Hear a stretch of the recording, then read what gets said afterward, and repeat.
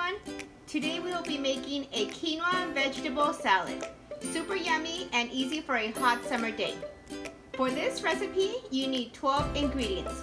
You need 2 cups of quinoa, 3 cups of chicken broth, 2 tablespoons of olive oil,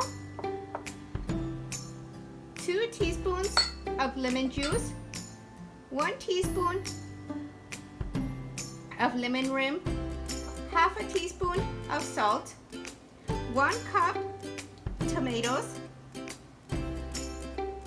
1 green bell pepper, half a cucumber, 2 carrots, 1/3 cup of feta cheese, and 2 green onions. In a large saucepan, bring chicken broth to a boil, stir in quinoa, cover and simmer for 15 minutes.